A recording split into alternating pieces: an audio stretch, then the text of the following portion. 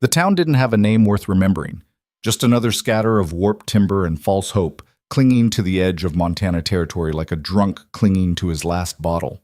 The streets were nothing but frozen mud ruts, and the buildings leaned into each other like they were too tired to stand alone.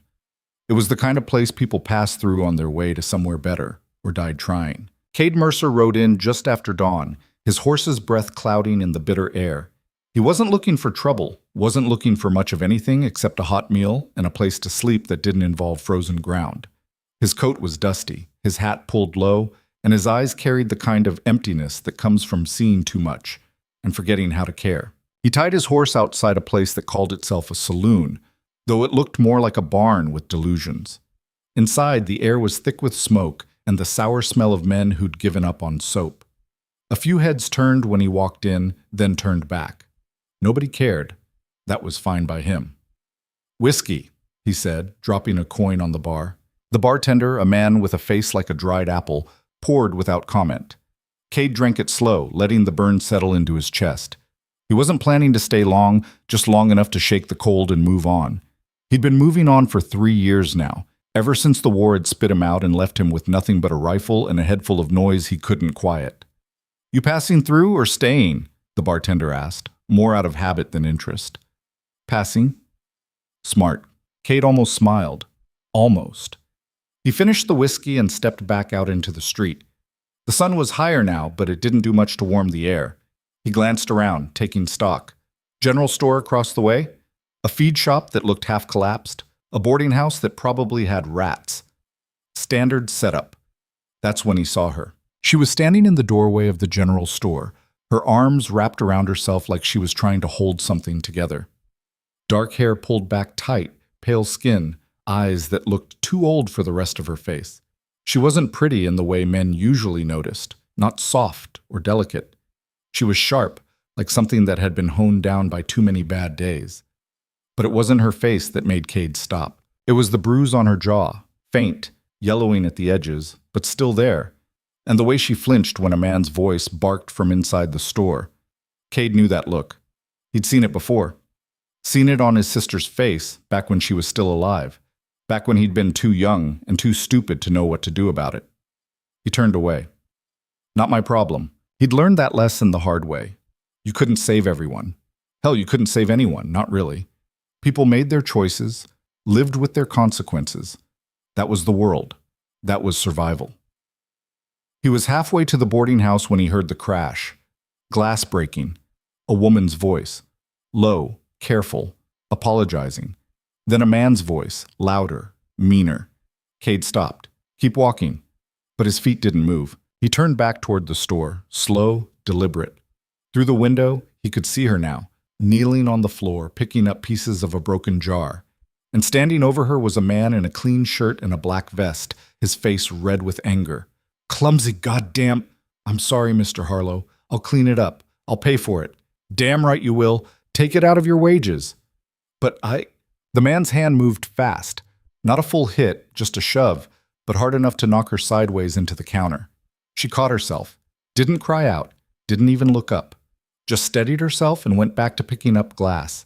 Cade's jaw tightened. "Still not your problem."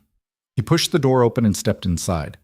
The man in the vest, Harlow, apparently, looked up, irritation flickering across his face. "We're closed. Sign says open." "Sign's wrong." Cade didn't move. His eyes shifted to the woman on the floor. She'd gone still, her hands frozen over the broken glass, her head down. Like she was trying to disappear. "I need supplies," Cade said, his voice flat. "Won't take long." Harlow's expression hardened. "I said we're closed. Come back tomorrow." "I'll be gone tomorrow." "Then I guess you're out of luck." Cade looked at him. Really looked at him. Saw the clean clothes, the soft hands, the way he stood like a man who'd never had to fight for anything in his life. A man who made himself big by keeping other people small. "You always talk to customers like this?" Cade asked. Harlow's eyes narrowed. "You got a problem, friend?" "Not yet." The woman stood up then, slow, careful. Her eyes flicked to Cade just for a second, and he saw something there. Fear, maybe, or warning. Like she was trying to tell him to leave before things got worse. Mr. Harlow, she said quietly, I can help him. It's fine. I didn't ask you. I know, but go to the back, now. She hesitated, just for a heartbeat. Then she nodded and turned toward the back room, her movements stiff, controlled. Cade watched her go. Watched the way she kept her eyes down, her shoulders tight. Watched the way Harlow watched her, like she was a thing he owned. Satisfied? Harlow said. Now get out. Cade didn't move. You got a hearing problem, friend? I got a few problems, Cade said. None of them have to do with you. Harlow's face flushed. You trying to start something? Nope, just trying to buy supplies. Well, you can't, so move along. Cade considered his options. He could leave, should leave. But something in him, something stubborn and stupid, wouldn't let it go. She work for you? He asked. What? The woman. She work for you or she just live here? Harlow's expression turned dangerous. That's none of your damn business. Asking a question. And I'm telling you to get the hell out of my store before I throw you out. Cade almost laughed. Almost. You could try. Harlow took a step forward, his hand moving toward his belt. Cade's hand moved faster, resting on the grip of his pistol. Not drawing, not threatening. Just ready. The room went very quiet. You don't want to do this, Cade said, his voice low. Harlow's jaw worked, his face going redder. But he wasn't stupid. He could see what Cade was, what he'd been. A man who'd done things. A man who wouldn't hesitate. Get out, Harlow said, his voice tight. Cade held his gaze for another few seconds, then nodded. All right. He turned and walked out, the door swinging shut behind him. Outside, the cold air hit him like a slap. He stood there for a moment, his hand still on his pistol, his heart beating just a little too fast. Idiot. He'd almost pulled iron over a woman he didn't know, in a town he'd be leaving in an hour. What the hell was wrong with him? But he couldn't shake the image of her face. The way she'd looked at him, the way she'd tried to warn him off, like she was used to taking the hits so other people didn't have to. He started walking back toward the saloon, then stopped. Through the window of the general store, he could see her again. She was back at the counter now, her movements quick, efficient. Harlow was nowhere in sight. She looked small, trapped. Cade turned away. Not your problem. He spent the rest of the day trying to convince himself to leave. He got a room at the boarding house, a narrow box with a sagging bed, and a window that didn't quite close. He ate a meal that tasted like boiled leather. He sat in the saloon and drank whiskey that burned too much and didn't warm him enough. And the whole time he couldn't stop thinking about her. By the time the sun went down, he'd made up his mind. He was leaving. First light, he'd saddle up and ride out, and he'd forget this place ever existed. But then he saw her again. She was walking down the street, her shawl pulled tight around her shoulders, her head down against the wind. She moved fast, like she was trying not to be noticed, like she was used to being invisible. Cade watched from the saloon window as she slipped into a narrow alley beside the feed shop. He waited, telling himself it didn't matter, telling himself to finish his drink and go to bed. Instead, he stood up and followed. The alley was dark, lit only by the faint glow of a lamp from the street. He could see her silhouette at the far end, leaning against the wall, her shoulders shaking. She was crying, not loud, not dramatic, just quiet, tired tears. The kind that come when you've held everything in for too long and you can't hold it anymore. Cade stopped. He should leave, should walk away, let her have this moment alone. But he didn't. You all right? He asked, his voice low. She spun around, her hand going to her chest, her eyes wide with fear. I didn't... Easy, he said, holding up his hands.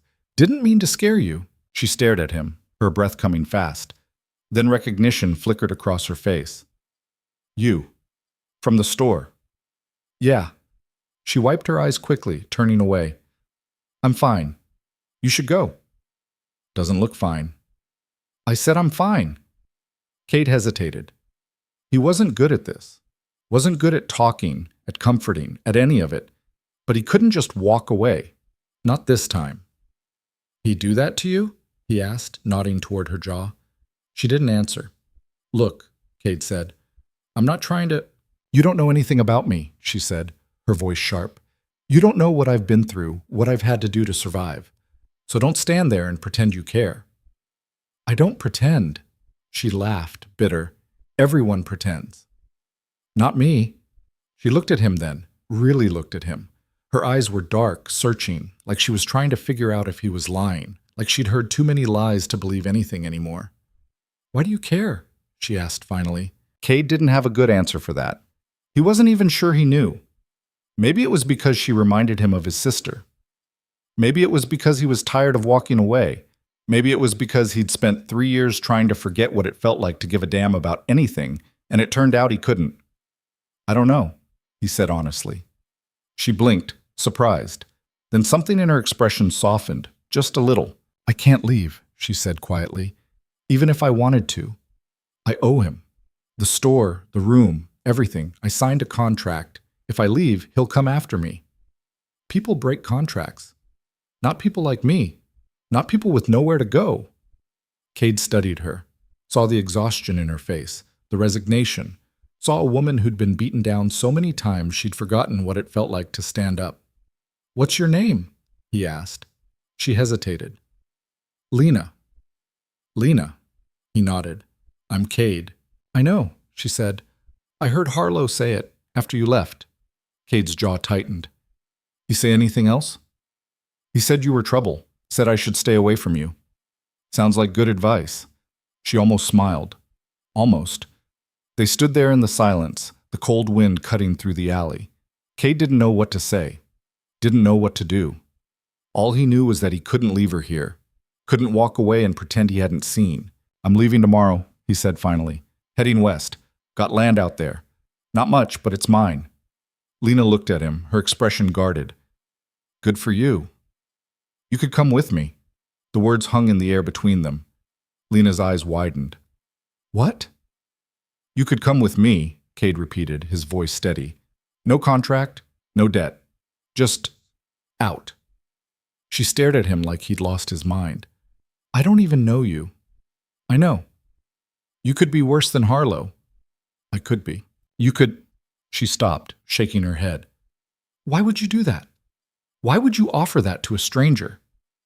Cade thought about it. Thought about all the times he'd walked away, all the times he'd told himself it wasn't his problem. Thought about his sister, lying in the ground because he hadn't been there to help her. Because I can, he said simply. Lena's breath hitched. For a long moment she didn't say anything, just stood there, her arms wrapped around herself, her eyes glistening with tears she wouldn't let fall. I can't, she said finally. It's too much. I don't know you. I don't know if I can trust you. I'm not asking you to trust me, Cade said. I'm asking you to trust yourself. She looked at him, and for the first time he saw something other than fear in her eyes. Something like hope. Fragile, uncertain, but there. I'll think about it, she whispered. Cade nodded. I'm leaving at first light. If you're there, you're there. If not, he shrugged. Good luck. He turned and walked back toward the street, leaving her alone in the alley. That night, Cade didn't sleep. He lay on the sagging bed, staring at the ceiling, wondering what the hell he was doing. Offering to take a woman he didn't know into the wilderness, where anything could happen. Where she'd be dependent on him, vulnerable. Where he'd be responsible for her. It was stupid, reckless.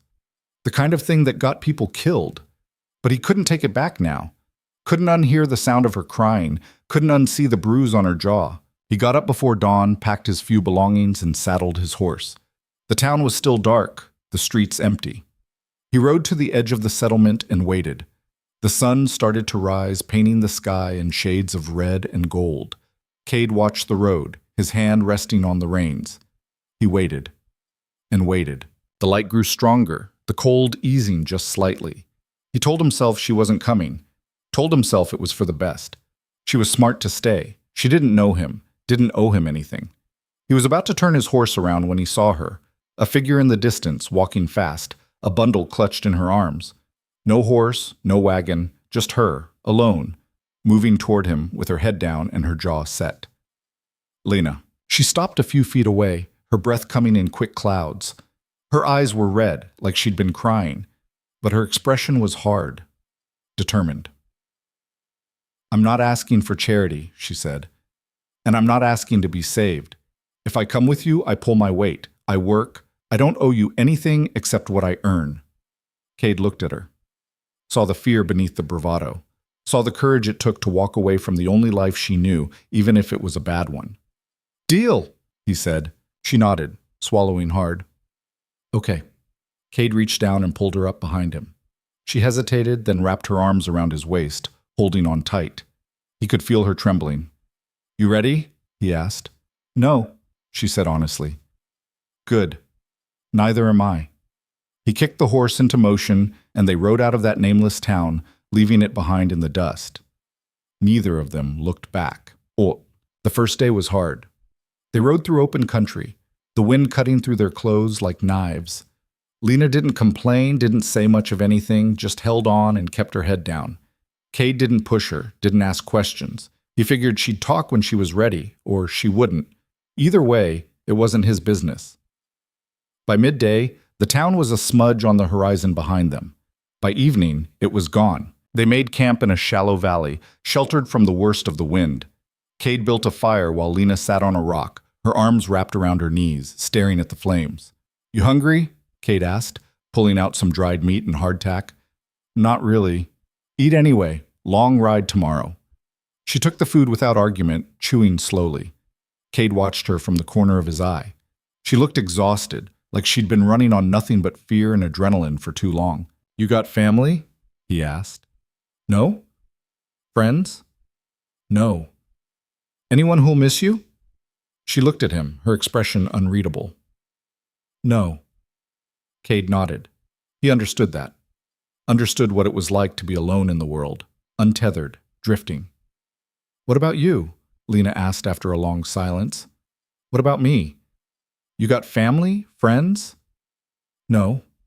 She almost smiled. Almost. Guess that makes two of us. They sat in silence for a while, the fire crackling between them. The stars came out bright and cold, and the wind died down to a whisper. Why'd you do it? Lena asked suddenly. Why'd you offer to take me? Cade thought about it. Thought about his sister, about the war, about all the things he'd lost and couldn't get back. I had a sister once, he said quietly. Her husband used to hit her. I didn't know, or maybe I didn't want to know. By the time I figured it out, it was too late. She was already gone. Lena was quiet for a long moment. I'm sorry. Me too. That's why you helped me. Because of her. Maybe. Or maybe I just couldn't walk away this time. Lena looked at him, her eyes searching his face. You think you can save me? No, Cade said honestly. I think you can save yourself. I'm just giving you the chance. She didn't say anything to that. Just looked back at the fire, her expression thoughtful. That night, Cade slept with his back to the fire and his pistol within reach. Lena slept on the other side, wrapped in a blanket, her breathing slow and steady. And for the first time in 3 years, Cade felt something other than emptiness. He felt purpose. The days blurred together after that. They rode west, following old trails and dry riverbeds. The land was brutal, endless stretches of rock and scrub, broken only by the occasional stand of trees or a creek that hadn't dried up yet. The cold was relentless, seeping into their bones, making every movement slow and stiff. Lena didn't complain. She rode in silence, her arms around Cade's waist, her head resting against his back when she got too tired to hold it up. At night, she helped with the camp, gathering wood, tending the fire, rationing the food. She didn't talk much, but she watched the way Cade moved, the way he set up the camp, the way he kept his rifle close. Learning. By the end of the first week, she could start a fire on her own. By the end of the second, she could skin a rabbit without flinching. Cade didn't say much, but he noticed. Noticed the way her hands got steadier, the way her eyes got sharper. Noticed the way she stopped flinching every time he moved too fast. She was changing, shedding the fear, finding something harder underneath. One night, about 3 weeks into the journey, they camped beside a frozen creek. The fire was low, the wind howling through the trees. Lena sat across from Cade, her hands wrapped around a tin cup of weak coffee. How much farther? She asked. Few more days, maybe a week. She nodded, staring into the fire. What's it like? Your land? Raw, Not much there yet. Just a cabin, half finished, some open ground. Needs work. Sounds lonely. It is. She looked at him. That why you were in town? Looking for company? No, just passing through. And now you're bringing me back to the middle of nowhere. You didn't have to come. I know. She paused. But I did. Kate didn't know what to say to that, so he didn't say anything. Lena took a sip of her coffee, then set the cup down. Can I ask you something? Sure. Do you regret it, bringing me? Kate considered the question. Thought about the extra weight on the horse, the slower pace, the way his supplies were running low because he had to feed 2 people instead of 1. No, he said. Why not? He looked at her, saw the woman she was becoming, stronger, steadier, more sure of herself. Saw the way she held herself now, not like someone waiting to be hit, but like someone ready to fight back. Because you're not a burden, he said simply. You're just here, and that's fine. Lena's eyes glistened, but she didn't cry, just nodded and looked back at the fire. Thank you, she said quietly. Kate nodded. Get some sleep. Long day tomorrow. She lay down, pulling the blanket over herself. Kate stayed by the fire, watching the flames, listening to the wind, and for the first time in a long time, he didn't feel alone. Quote, they reached Cade's land on a gray morning, the sky heavy with clouds that threatened snow. It wasn't much to look at, just a stretch of open ground, a half-finished cabin, and a creek that ran clear and cold. The mountains loomed in the distance, stark and unforgiving. Lena slid off the horse and stood there, taking it in. Her expression was unreadable. This is it, Cade said. It's empty. Yeah. No neighbors, no town. Nope. She turned to look at him. What if something happens? What if someone gets hurt or sick? Then we deal with it. Alone. Yeah. Lena was quiet for a long moment. Then she nodded. Okay. Okay? Okay. She looked back at the cabin, then at the mountains. It's not what I expected, but it's mine. Ours. Whatever. It's not his. Cade felt something loosen in his chest, something he hadn't realized was tight. Yeah, he said. It's not his. They spent the rest of the day unloading the horse and settling in. The cabin was rough, bare walls, a dirt floor, a roof that leaked. But it was solid enough. Cade had built it himself, and he knew how to make it work. Lena didn't complain. She rolled up her sleeves and got to work, hauling wood, clearing out the debris, making space for their things. By nightfall, the cabin was livable. Barely. That night, they sat by the fire inside the cabin, eating a simple meal of beans and hardtack. The wind howled outside, rattling the shutters. But inside it was warm, almost comfortable. What do we do now? Lena asked. We build, Cade said. Finish the cabin, clear the land, plant in the spring, survive. And then? And then we keep surviving. Lena nodded slowly. Sounds simple. It's not. I know. They sat in silence for a while, the fire crackling between them. Outside, the wind picked up, bringing the first flakes of snow. Lena stood and walked to the door, opening it just enough to look out. The snow was falling thick now, blanketing the ground in white. It's beautiful, she said quietly. Cade joined her at the door, looking out at the storm. It's deadly. I know, but it's still beautiful. He glanced at her, saw the way the firelight caught her face, the way her eyes reflected the snow. Saw someone who'd been broken and was putting herself back together, piece by piece. Yeah, he said. I guess it is. Lena closed the door and turned back to the fire. Cade watched her, something shifting in his chest, something he couldn't name. For the first time since the war, he felt like he was home. And for the first time in her life, so did she. The snow didn't stop for 3 days. It came down thick and heavy, piling up against the cabin walls, covering the ground in a blanket so deep that walking meant sinking to your knees. Cade had seen winters before, bad ones, the kind that killed livestock and froze men in their sleep. But this one hit early and hit hard. They were trapped inside, the world beyond the cabin reduced to nothing but white and wind. Lena stood at the window on the second morning, watching the snow fall. Her breath fogged the glass, and she wiped it away with her sleeve, peering out at the blurred landscape. "It's not stopping," she said. "No," Cade agreed. He was sitting by the fire, sharpening his knife with slow, methodical strokes. "Probably won't for a while." "How long?" "Could be days. Could be a week." She turned to look at him, her expression tight. "We have enough food?" "Enough, if we're careful. And if we're not?" Cade didn't answer. He didn't need to. They both knew what happened when supplies ran out in the middle of winter, miles from anywhere. Lena turned back to the window, her arms crossed over her chest. She'd been quiet since they arrived, working hard, asking few questions. But Cade could see the tension in her shoulders, the way her jaw was always set, like she was holding something back. "You all right?" he asked. "Fine." "You don't look fine." She glanced at him, her eyes sharp. "What do you want me to say? That I'm scared? That I don't know what the hell I'm doing out here? Because I am, and I don't." Cade set the knife down. "That's fair. Is it?" She let out a short, humorless laugh. "I left everything I knew to follow a stranger into the middle of nowhere. I don't know how to live like this.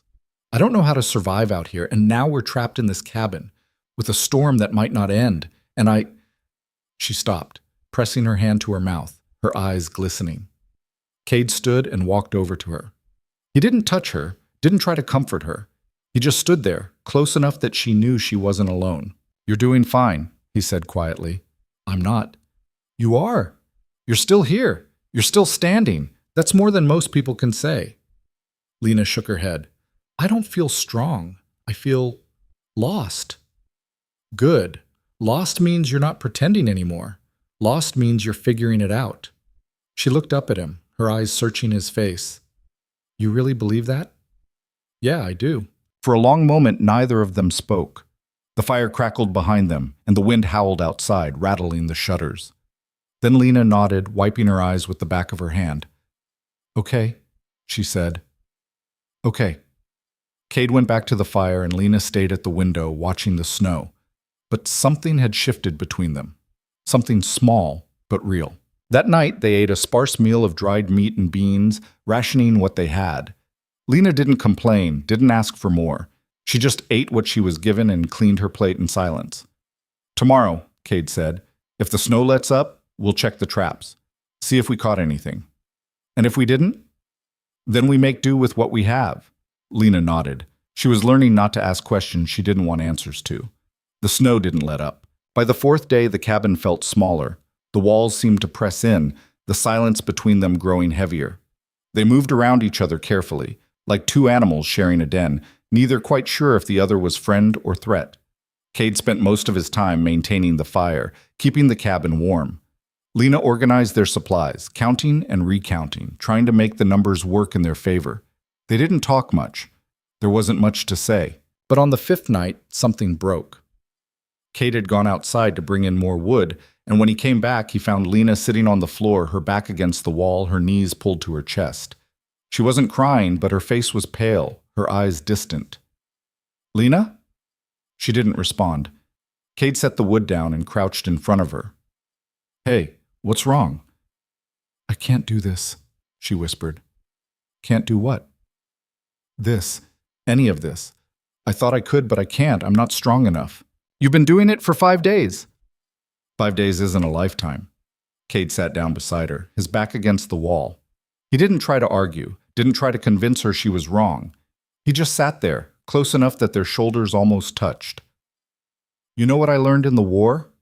he said after a while. Lena didn't answer, but she was listening. "I learned that nobody's strong enough, not really. You just do what you have to do one day at a time until you can't anymore. And then you do it one more day anyway."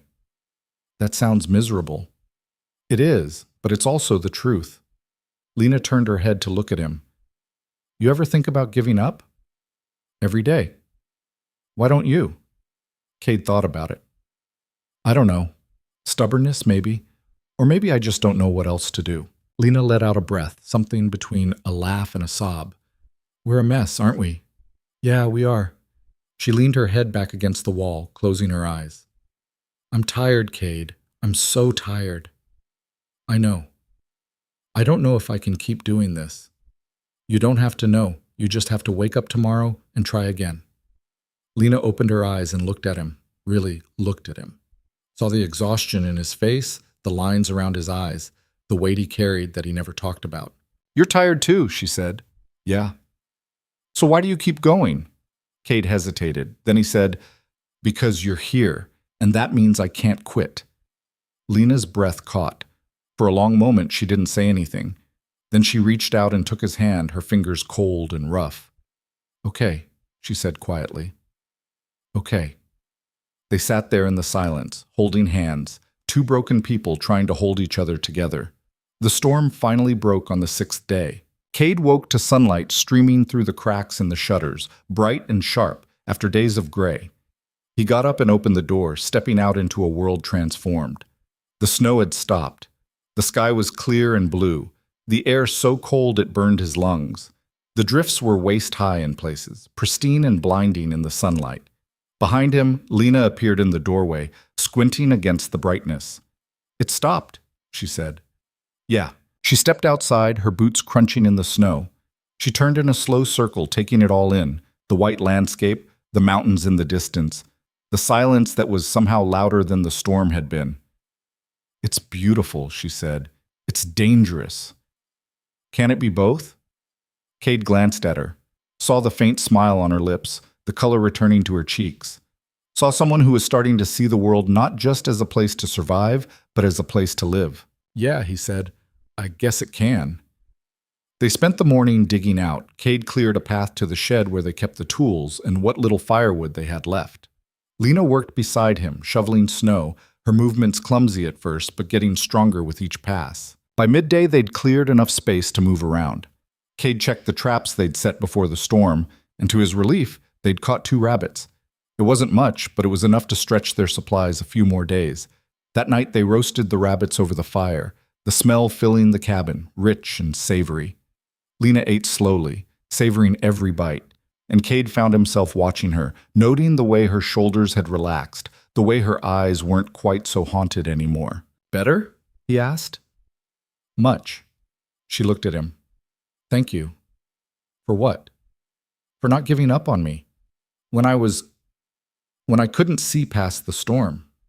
Cade shook his head. "You didn't need me to not give up on you. You needed you to not give up on you, and you didn't." Lena smiled, small but real. "Maybe." They finished eating in comfortable silence, and when the fire burned low, Lena stood and stretched. "I'm going to bed," she said. "Big day tomorrow?" "Always." She paused at the doorway to the back room, then turned back. "Cade?" "Yeah?" "I'm glad I came with you." Cade felt something warm settle in his chest. "Me too." She disappeared into the back room, and Cade sat by the fire, staring into the flames. Outside, the night was quiet, the storm's fury spent. For the first time since they'd arrived, he felt like they might actually make it. The days that followed fell into a rhythm. Cade and Lena worked side by side, clearing snow, repairing the cabin, preparing for the long winter ahead. They didn't talk much while they worked, but the silence between them was no longer heavy. It was companionable, easy. Lena learned fast. Cade showed her how to set traps, how to read the weather, how to split wood without wasting energy. She didn't complain, didn't ask for special treatment. She just worked, her hands getting rougher, her muscles getting stronger. One afternoon, about 2 weeks after the storm, Cade was repairing a section of the roof when he heard a shout from below. He looked down to see Lena standing in the snow, holding up a rabbit she'd caught in one of the traps. "Got one," she called, her face flushed with triumph. Cade grinned. "Good work." She beamed up at him, and for a moment she looked like a different person. Not the scared woman he'd met in that nameless town, but someone else. Someone whole. That night they cooked the rabbit together, Lena skinning it with steady hands while Cade prepared the fire. They ate well, and afterward, Lena sat by the hearth, staring into the flames. "I've been thinking," she said. "About what?" "About what happens next, after winter." Cade looked at her. "What do you mean?" "I mean, this isn't permanent, is it? Me being here. You didn't bring me out here to stay forever. You brought me out here to give me a chance to figure out what I wanted to do next." Cade set his tin cup down. He hadn't thought about it that way, but maybe she was right. Maybe he had assumed she'd move on eventually, find her own path. "What do you want to do?" he asked. Lena was quiet for a long moment. Then she said, "I don't know. A month ago, I would have said I wanted to go somewhere safe, somewhere easy. But now," she trailed off, shaking her head, "now I'm not sure easy is what I want anymore." "What do you want?" She looked at him, her eyes steady. "I want to stay, if you'll have me." Cade's heart kicked in his chest. "You sure? It's not going to get easier. Winter's just starting. And even when it's over, this place is going to take everything you've got." "I know. You could go somewhere else, find a town, start over. You don't owe me anything." "I'm not staying because I owe you," Lena said. "I'm staying because I want to. Because for the first time in my life, I'm not running from something. I'm running toward it." Cade didn't know what to say. He'd spent so long alone, convinced that was the only way to live, that he'd forgotten what it felt like to want someone around, to need them. "Okay," he said finally. "You can stay." Lena's smile was slow, cautious, like she didn't quite believe it yet. "Okay." They sat by the fire, the flames casting long shadows on the walls, and something settled between them. Something that felt a lot like trust. The winter pressed on, relentless and cold.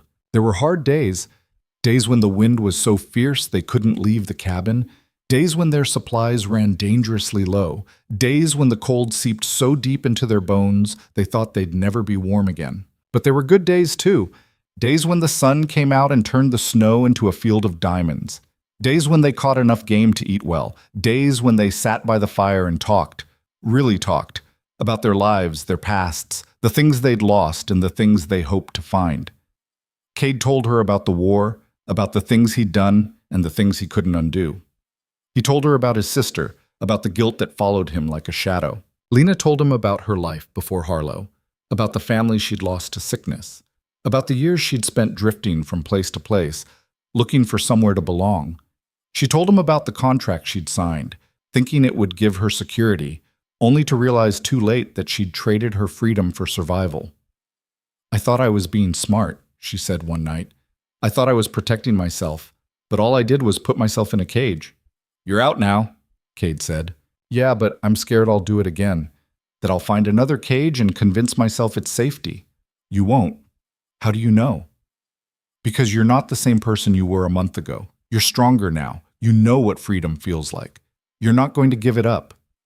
Lena looked at him, her eyes bright in the firelight. "I hope you're right." "I am." She smiled, and Cade felt something shift in his chest. Something dangerous, something he hadn't felt in years. He was starting to care about her. Not just as someone he'd helped, but as someone he wanted around. Someone who made the silence less lonely. And that scared the hell out of him. One night in late January, a blizzard hit.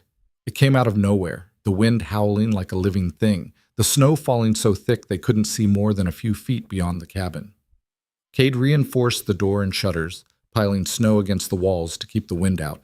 Inside, the cabin was warm, the fire roaring, but outside the world was chaos. Lena sat by the fire, her hands wrapped around a cup of weak coffee, her eyes on the door. "You think it'll hold?" she asked. "Yeah, it'll hold." "You sure?" "No, but I built it to last. It'll hold." Lena nodded, but she didn't look convinced. The storm raged through the night, the wind screaming, the cabin shaking with every gust. Cade stayed awake, feeding the fire, keeping watch. Lena tried to sleep, but every time the wind howled, she jolted awake, her eyes wide with fear. Around midnight, there was a loud crack from outside, followed by a heavy thud. Lena sat up, her face pale. What was that? A tree, probably, fell in the wind. What if it hit the cabin? It didn't. But what if... Lena. Cade's voice was firm, but not harsh. It didn't. We're fine. She stared at him, her breath coming fast. Then she nodded and lay back down, pulling the blanket over herself. But Cade could see she was still scared. He got up and walked over to her, crouching beside the makeshift bed. Hey. She looked up at him, her eyes glistening. You're safe, he said. I'm not going to let anything happen to you. You can't promise that. No, but I can promise I'll do everything I can to keep you safe. And I will. Lena's breath hitched. Then she reached out and took his hand, holding it tight. Okay, she whispered.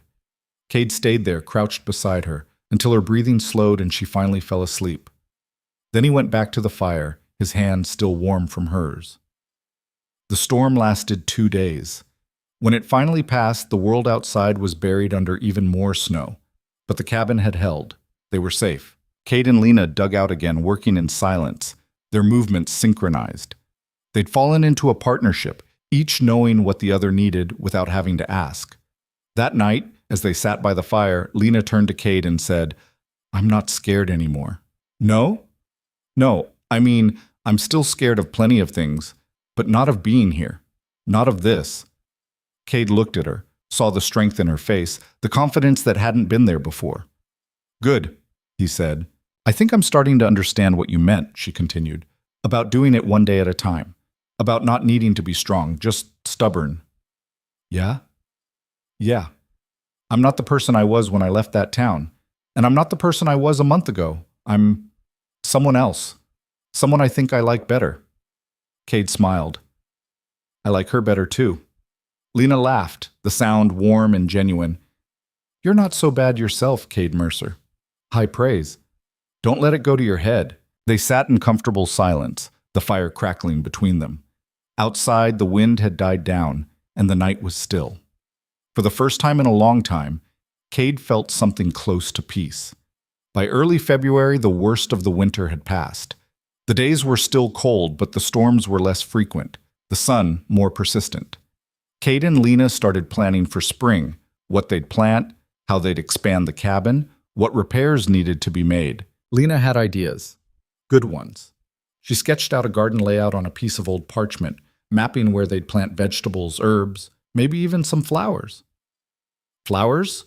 Cade said, raising an eyebrow. "Why not? We can't just survive. We need something to remind us we're alive." Cade didn't argue. She was right. They also talked about getting livestock, chickens, maybe a few goats. It would be hard work, but it would make the land feel more like a home. "This is going to be a lot," Lena said one evening, looking over their plans. "Yeah. You think we can do it?" Cade looked at her, saw the determination in her eyes, the hope. "Yeah," he said. "I think we can." One night in mid-February, Cade woke to find Lena standing at the window, looking out at the moonlit snow. "Can't sleep?" he asked. She glanced back at him. "Just thinking." "About what?" "About how different everything is now. How different I am." Cade got up and joined her at the window. "You regret it?" "No, not for a second." She paused. "I was thinking about Harlow, about that town, about the person I was when I was there." "What about her?" "I barely recognize her. It's like she was someone else, someone I used to know but don't anymore." "That's not a bad thing." "No, it's not." She turned to look at him. "Thank you, Cade, for giving me the chance to become someone else." "You did that yourself." "Maybe, but you gave me the space to do it, and that's more than anyone's ever given me." Cade didn't know what to say, so he just nodded. Lena reached out and took his hand, her fingers warm against his. "I don't know what's going to happen next. I don't know if we'll make it through the next winter or the one after that, but I know I'm glad I'm here. With you." Cade's chest tightened. He looked down at their joined hands, then back up at her face. "Me too," he said quietly. For a long moment, they stood there holding hands, looking out at the snow. Then Lena leaned her head against his shoulder and Cade let her, and for the first time in years, he felt like he was exactly where he was supposed to be. The winter finally began to loosen its grip. The snow started to melt, revealing patches of brown earth. The creek thawed, running fast and cold. Birds returned, their songs breaking the silence that had ruled for months. Cade and Lena worked harder than ever, preparing for the planting season. They cleared land, repaired fences, gathered seeds from the supplies Cade had stored away. Lena was tireless. She worked from dawn to dusk, her hands blistered, her back aching, but she never complained. She was building something, and it showed in every movement, every decision. One evening, as the sun set over the mountains, painting the sky in shades of orange and pink, Lena stood in the middle of the cleared land, her hands on her hips, surveying their work. It's really happening, she said. Cade joined her, looking out at the land. Yeah, it is. We're really doing this, building a life out here. We are. Lena turned to him, her eyes bright. I never thought I'd have this. A place that's mine, a future that's mine. It's yours now. Ours, she corrected. Cade looked at her, saw the strength in her face, the confidence, the hope, saw the woman she'd become. Yeah, he said. Ours. Lena smiled, and in that moment, with the sun setting behind her and the land stretching out before them, Cade thought she looked like the strongest person he'd ever known. And maybe, just maybe, he was right. Spring came slowly, reluctantly, like it wasn't sure the land deserved it. The snow melted in uneven patches, leaving the ground muddy and treacherous. The creek swelled with runoff, rushing so fast and loud it sounded like a constant roar in the background. The air warmed during the day but still turned bitter at night, reminding them winter hadn't quite let go yet. Cade and Lena worked the land with a kind of desperation, racing against time to get seeds in the ground before the season slipped away. Their hands were raw, their backs perpetually sore, but neither of them slowed down. One morning in early March, Cade was digging a trench for irrigation when his shovel hit something hard. He knelt down, brushing away the dirt, and found a rock the size of his head embedded in the soil. Damn it, he muttered. Lena looked up from where she was marking rows with stakes and twine. Problem? Rock, big one. She walked over and peered into the trench. Can you dig around it? Not without hitting more. This whole section's probably full of them. Lena frowned, wiping sweat from her forehead with the back of her hand. So what do we do? Dig them out, one at a time. That'll take forever. Yeah, Cade stood, leaning on his shovel. But it's the only way. Lena stared at the trench, then at the expanse of land they still needed to clear. For a moment her shoulders sagged and Cade could see the exhaustion in her face. Hey, he said, we don't have to do it all today. Feels like we do? We've got time. Do we? What if the season's too short? What if we don't get enough planted and we run out of food next winter? Cade set his shovel down and walked over to her. Then we'll figure it out, same as we always do. Lena looked up at him, her eyes shadowed with worry. I'm scared, Cade. I'm scared we're going to work ourselves to death and still not make it. We might not, he said honestly, but we're going to try anyway. She let out a breath, half laugh, half sigh.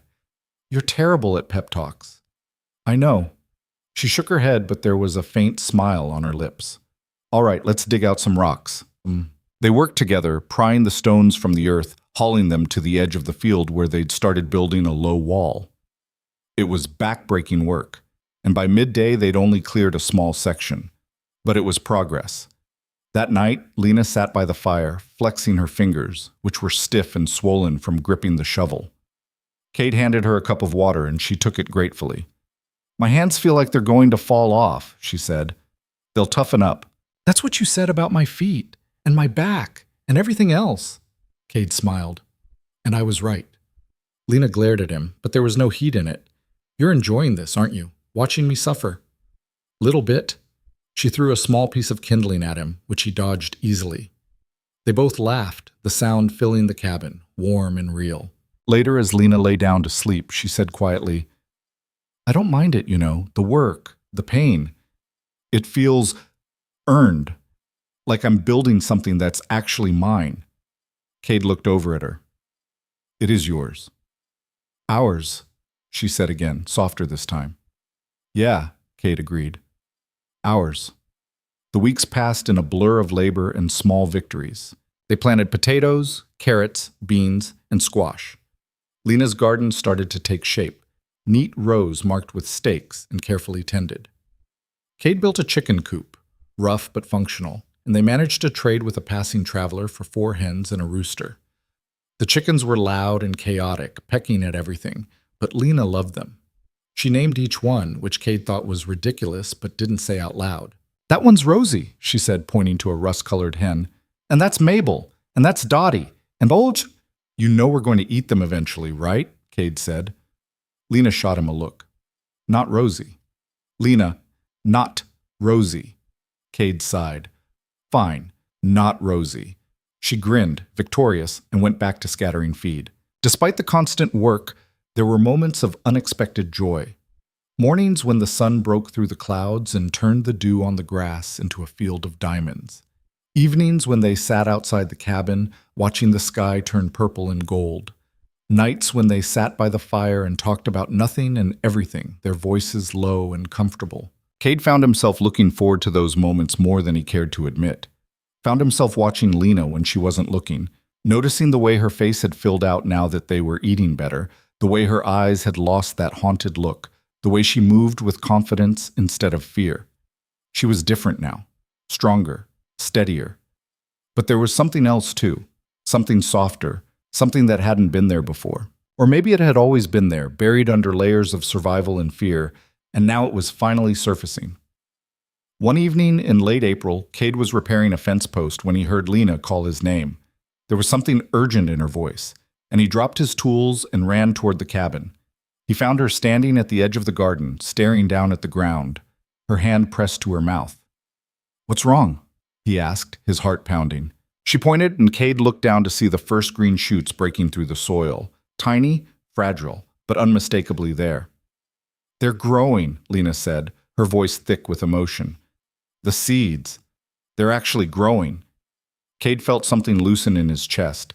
He'd planted seeds before, knew how it worked, but seeing Lena's reaction, the wonder, the disbelief, the pure joy, made it feel like the first time. "Yeah," he said quietly. "They are." Lena knelt down, her fingers hovering over the shoots like she was afraid to touch them. "I didn't think they would. I thought maybe the soil was too poor, or we planted them wrong, or—" She stopped, shaking her head. "But they're growing." Cade crouched beside her. "You did good." She looked at him, her eyes bright with unshed tears. "We did good." "Yeah, we did." For a long moment they knelt there together, looking at the tiny shoots that represented so much more than food.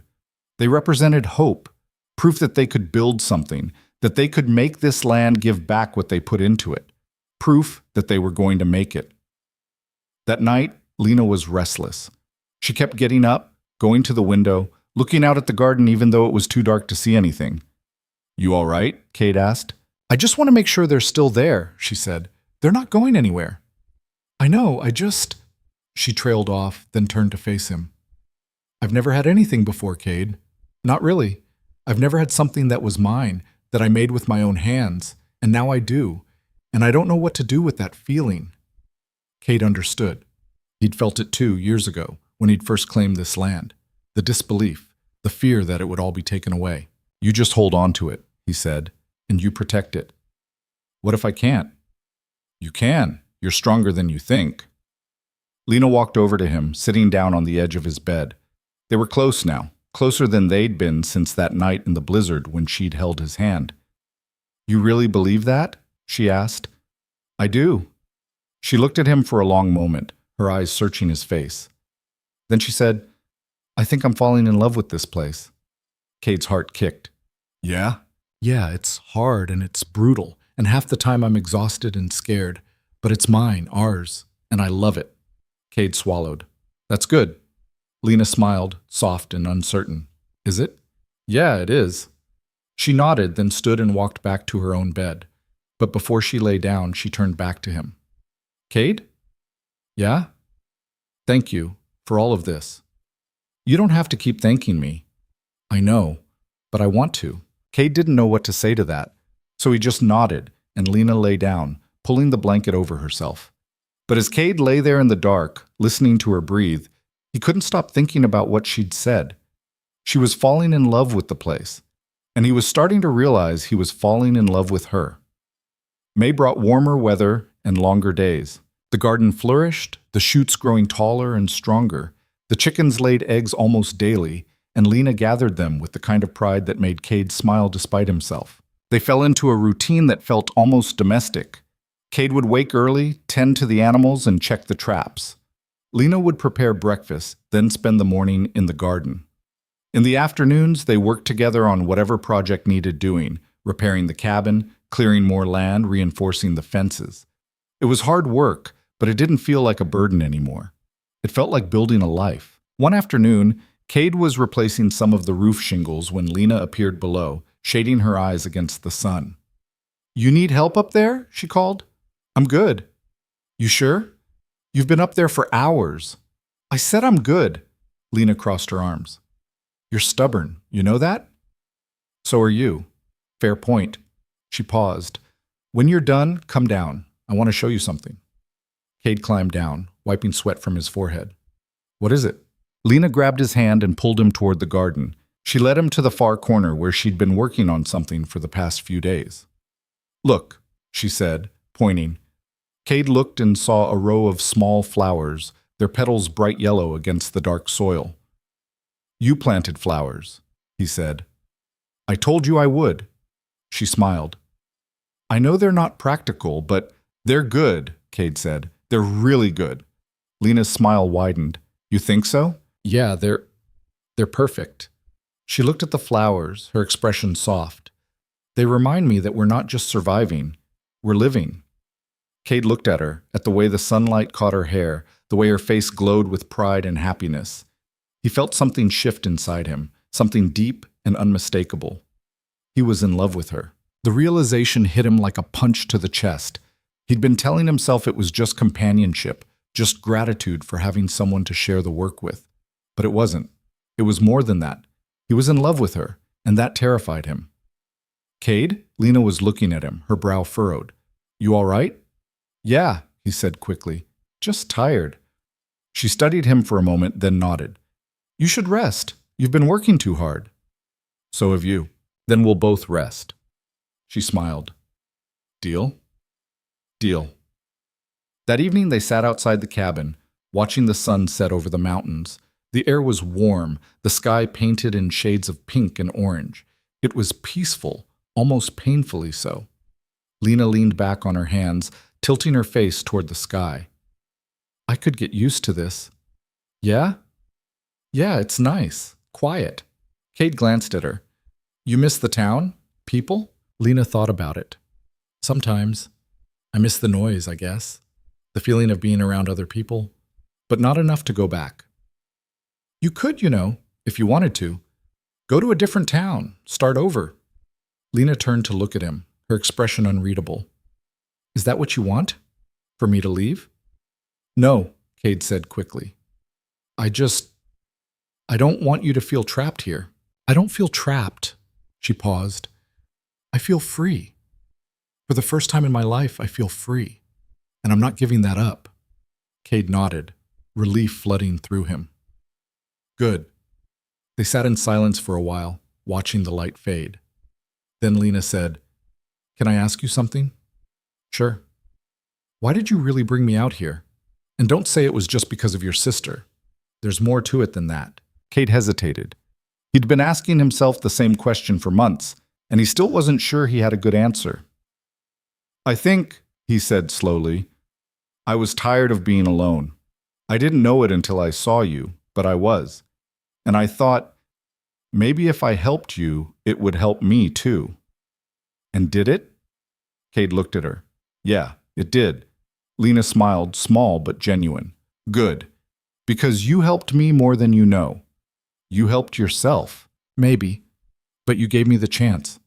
She reached out and took his hand, her fingers warm against his. "And I'm grateful for that." Cade squeezed her hand, his chest tight. "Me too." They sat there holding hands, watching the stars come out one by one, and for the first time in years, Cade felt like he had something worth holding on to. The summer arrived with a vengeance.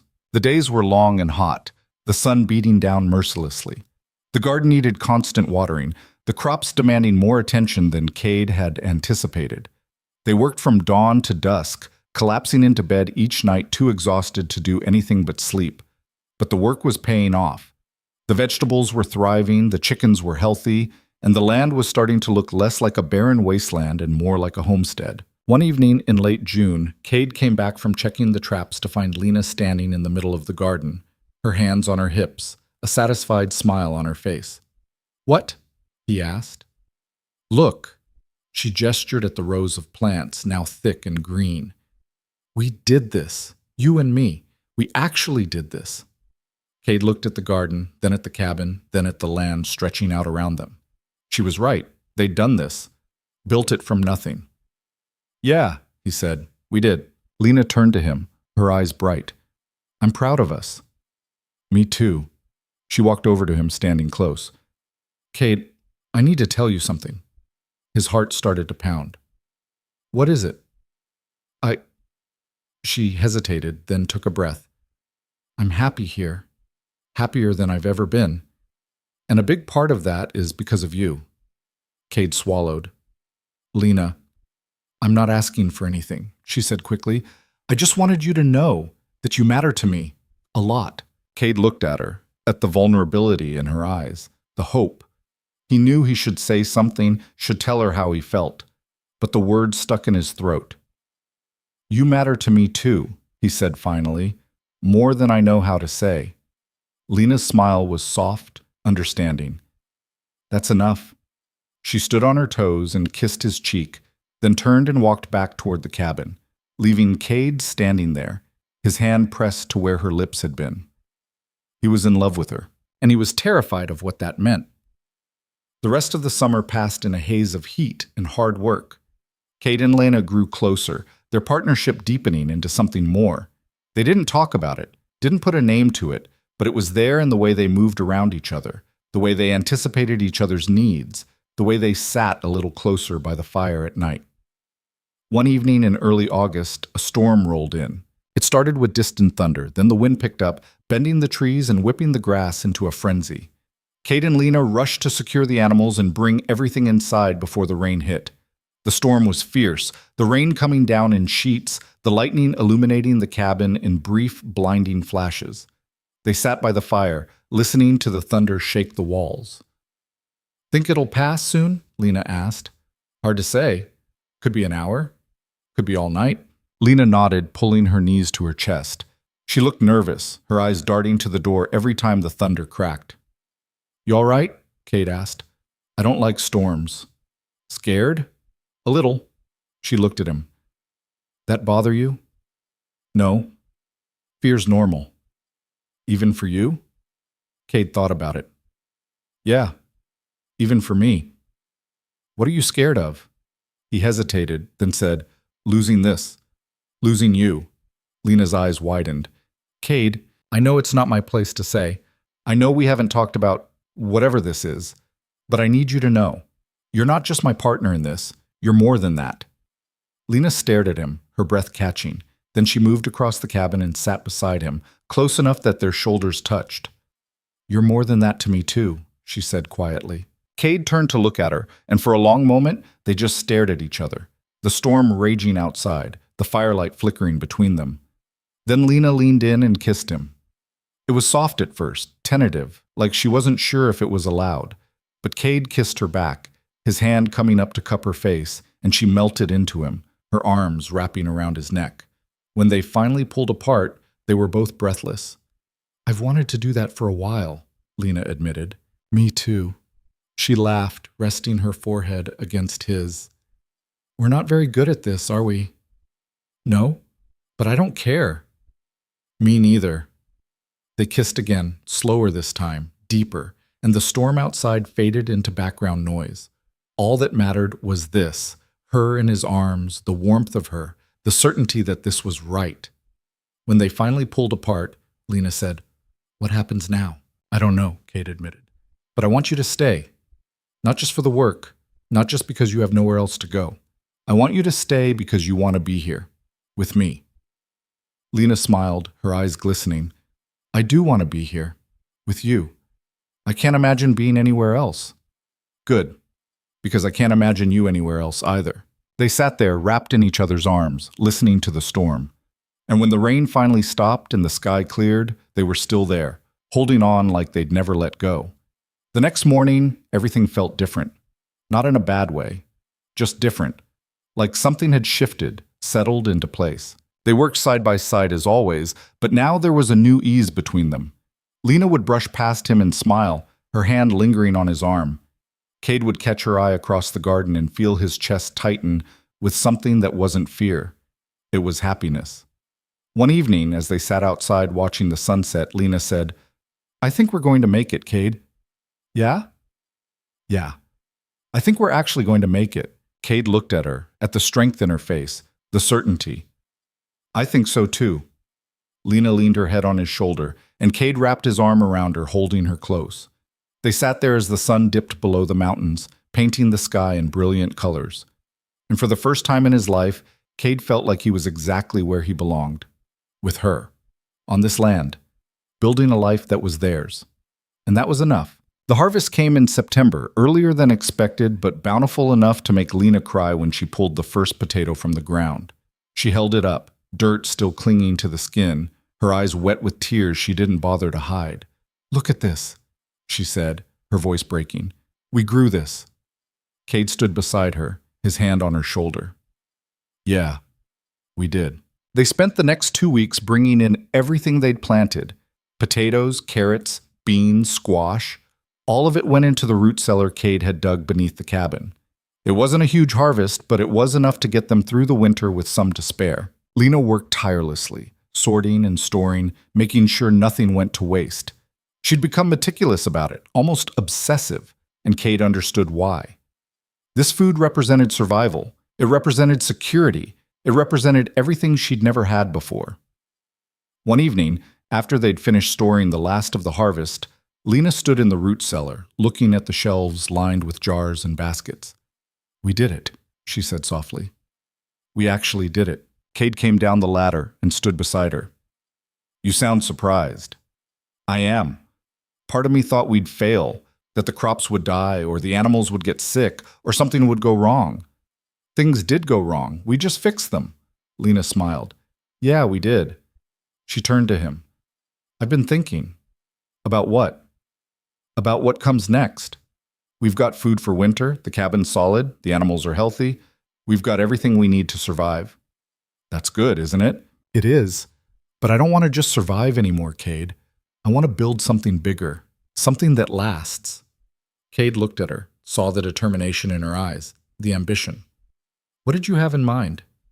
"More land, more crops, maybe some cattle or pigs, maybe even hiring help someday, if we can afford it." She paused. "I want to turn this into a real homestead. Not just a place to hide, but a place people know about. A place that matters." Cade felt something stir in his chest, pride maybe, or hope. "That's a big dream? Too big?" "No, just big." Lena smiled. "You think we can do it?" Cade thought about everything they'd already done, everything they'd survived, everything they'd built. A year ago, he'd been a man with nothing but a half-finished cabin and ghosts he couldn't shake. Now he had land, crops, animals, and a woman who made him believe in things he'd stopped believing in a long time ago. "Yeah," he said, "I think we can." Lena threw her arms around him, hugging him tight. Cade held her, breathing in the scent of dirt and sweat, and something that was just her. "I love you," she said into his chest. Cade's breath caught. She'd never said it before, not like that, not out loud. "I love you too," he said, and meant it more than he'd ever meant anything. They stood there at the root cellar, surrounded by the fruits of their labor, holding each other like they were the only two people in the world. And in that moment, they were. October brought cooler weather and the first hints of the winter to come. The leaves turned gold and red, and the mornings were crisp enough that their breath fogged in the air. Cade and Lena prepared for the cold months ahead, chopping firewood, reinforcing the cabin, making sure the animals had adequate shelter. But there was a lightness to the work now, a sense of accomplishment that hadn't been there before. They'd proven they could survive. Now they were proving they could thrive. One afternoon, Cade was splitting logs when he heard the sound of hoofbeats in the distance. He straightened, squinting toward the horizon, and saw two riders approaching. His hand moved instinctively to his rifle, which was leaning against the woodpile. Visitors out here were rare, and rarely good news. "Lena!" he called. She emerged from the cabin, wiping her hands on her apron. When she saw the riders, her expression tightened. "Who are they?" "Don't know. Stay behind me." The riders drew closer, and Cade could make out more details. Two men, both rough-looking, their clothes worn and dusty. One was older, gray-haired and lean. The other was younger, with a scar running down his cheek. They reined in their horses about 20 feet from the cabin, their eyes scanning the property with the kind of assessment that made Cade's jaw tighten. "Afternoon," the older man said. His voice was friendly enough, but his eyes were cold. "Afternoon," Cade replied. He didn't lower the rifle. The man noticed and smiled, though it didn't reach his eyes. "No need for that, friend. We're just passing through. Saw the smoke from your chimney and thought we'd stop by. See if you had any food to spare." "We don't." The younger man's eyes flicked to Lena, lingering a little too long. "That your wife?" "None of your business." The older man held up a hand. "Easy now. No need to be unfriendly. We're just travelers, same as anyone. Times are hard. We're willing to trade for whatever you can spare." "I said we don't have anything to spare." The older man's smile faded. "You sure about that? Because it looks to me like you've got a nice little setup here. Garden, chickens, a woman to keep you warm at night. Seems like you're doing all right." Cade's grip on the rifle tightened. "I'm going to ask you politely to move on." The younger man shifted in his saddle, his hand moving toward his belt. Cade raised the rifle slightly, just enough to make his point clear. "Don't," he said quietly. The two men stared at him, weighing their options. For a long moment, no one moved. Then the older man nodded slowly. "All right," he said. "We'll move on. But you might want to reconsider your hospitality, friend. Out here, you never know when you might need help from a stranger." "I'll take my chances." The older man tipped his hat, his expression unreadable. Then he and his companion turned their horses and rode off, disappearing into the trees. Cade didn't lower the rifle until they were out of sight. Then he let out a breath he hadn't realized he'd been holding. Lena came up beside him, her face pale. "You think they'll come back?" "Maybe. Hard to say." "What do we do if they do?" Cade looked at her, saw the fear in her eyes, the way her hands were trembling slightly. He wanted to tell her everything would be fine, that they were safe. But he couldn't lie to her. "We be ready," he said. That night, Cade didn't sleep. He sat by the window, his rifle across his lap, watching the darkness beyond the cabin. Lena tried to sleep, but kept waking, her eyes finding him in the dim light. "You should rest," she said. "I'm fine." "Cade," I said, "I'm fine." Lena got up and walked over to him, sitting down on the floor beside his chair. "Talk to me." Cade didn't look at her. "There's nothing to talk about." "Yes, there is. You're scared. I can see it." "I'm not scared." "Then what are you?" Cade was quiet for a long moment. Then he said, "I'm worried. Those men, they're the kind who come back. And when they do, it won't be to ask for food." Lena swallowed. "What will they come for?" "Whatever they can take." "You think we should leave?" "No. This is our land. We're not running." "Then what do we do?" Cade finally looked at her. "We fight. If it comes to that, we fight." Lena's eyes searched his face. Then she nodded. "Okay. Then we fight." "Lena, I don't want you anywhere near—" "No," she said firmly. "You don't get to shut me out. This is my land too. My home. If someone tries to take it, I'm not going to hide while you deal with it alone." Cade wanted to argue, wanted to tell her to stay inside, to stay safe. But he could see the determination in her face, the strength. She wasn't the same woman he'd met in that nameless town. She was someone else now, someone who wouldn't back down. "All right," he said, "but you do exactly what I say. No arguments." "No arguments," she agreed. They sat there together, watching the darkness, waiting for something that might not come. But it did. 3 days later, just before dawn, Cade woke to the sound of horses. He was up in an instant, grabbing his rifle and moving to the window. Outside, he could see shadows moving in the pre-dawn light. 4 men this time, not 2. The same older man and his scarred companion, plus 2 others. "Lena," Cade said quietly. She was already awake, pulling on her boots. "I see them." "Get the shotgun. Stay inside unless I call for you." "Cade, no arguments, remember?" Lena's jaw tightened, but she nodded. She grabbed the shotgun from where it hung on the wall and positioned herself by the door. Cade stepped outside, his rifle raised. The older man smiled when he saw him. "Morning, friend. Told you we might see each other again." "I told you to keep moving." "We did, but then we got to thinking. A man out here all alone, sitting on a nice piece of land, probably has more than he lets on. Seems unfair, don't it? This is my land. You're trespassing. The older man shrugged. Trespassing, that's a funny word. Out here, land belongs to whoever can hold it, and I'm thinking you can't hold it against 4 of us. Cade's finger moved to the trigger. Try me. The scarred man laughed. Bold words for a man outnumbered. I only need 1 shot. The older man's smile faded. You kill me, my boys kill you. Then they kill your woman. Then they take everything you've got. Is that what you want? No. But I'll take you with me, and that'll be enough. For a long moment, no one moved. The air was thick with tension, the kind that came right before violence. Then the cabin door opened, and Lena stepped out, the shotgun raised to her shoulder. He's not alone, she said, her voice steady. The older man's eyes flicked to her, then back to Cade. Well now, this is interesting. Leave, Lena said, right now, or we start shooting, and we don't stop until you're all dead or gone. One of the other men shifted nervously. Boss, maybe we should… Shut up, the older man snapped. He stared at Cade and Lena, his jaw working. Then he spat on the ground. You're making a mistake. No, Cade said. You are. The older man's hand twitched toward his gun, and Cade fired. The shot cracked through the morning air, and the older man jerked back, clutching his shoulder. He didn't fall, but he stumbled, his face twisted with pain and rage. You shot me, he said, disbelief in his voice. Next one's your head, Cade said, already chambering another round. Get out, now!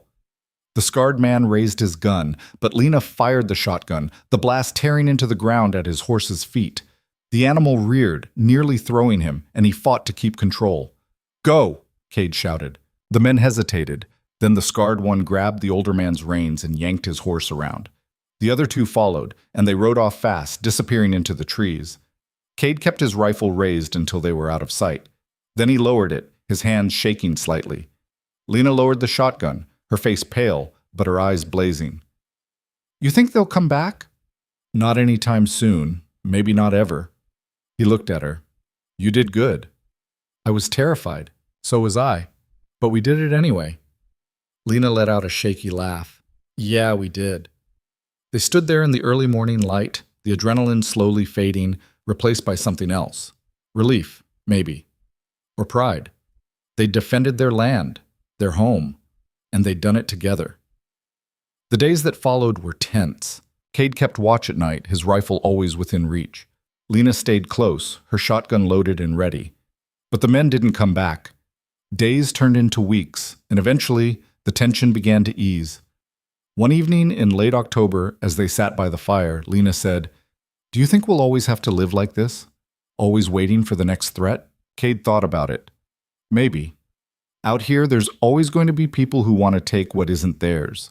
But we'll be ready, and we'll keep building anyway. Lena nodded. I'm not afraid anymore. Not like I used to be. I used to be afraid of everything, of being hurt, of being controlled, of losing what little I had. But now I'm just angry. Angry. Yeah. Angry that people like Harlow and those men think they can just take whatever they want. Angry that they think we're weak because we're trying to build something instead of destroying it. She looked at him. I'm not weak, Cade. I know. I'm strong. Stronger than I ever thought I could be. I know, Cade said again. I've always known. Lena smiled, and there was fire in it. Good, because I'm not going to let anyone take this from us. Not ever. Cade reached out and took her hand. Neither am I. They sat there holding hands, the fire crackling between them. Outside, the wind howled, but inside, they were warm.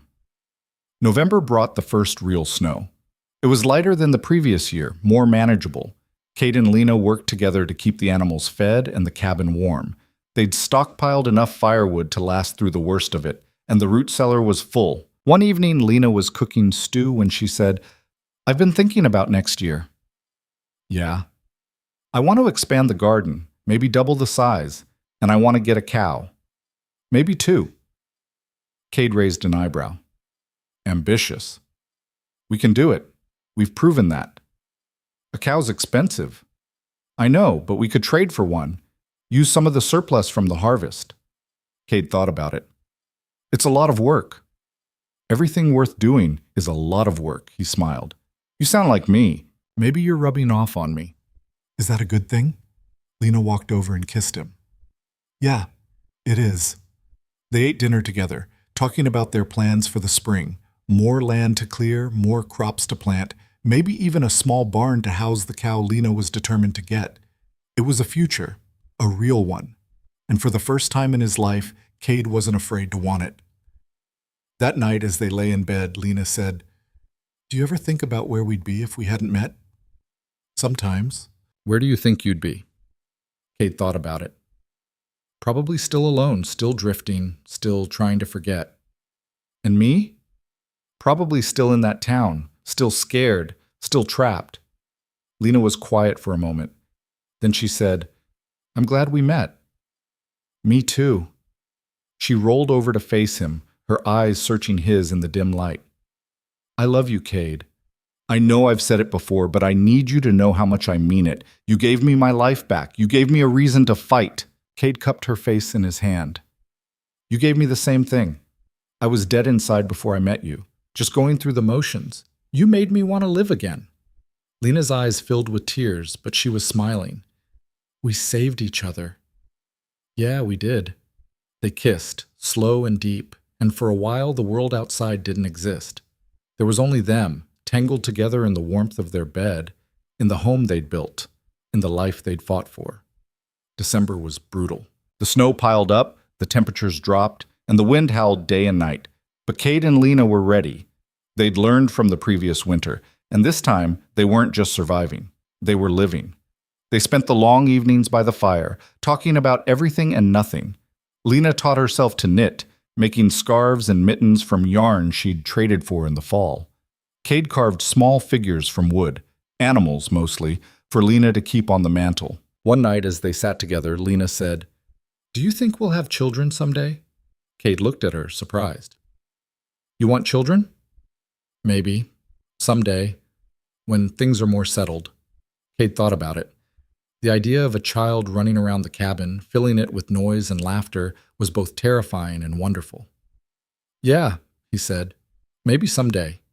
Lena smiled. "Good." They sat in comfortable silence, the fire crackling, the wind howling outside.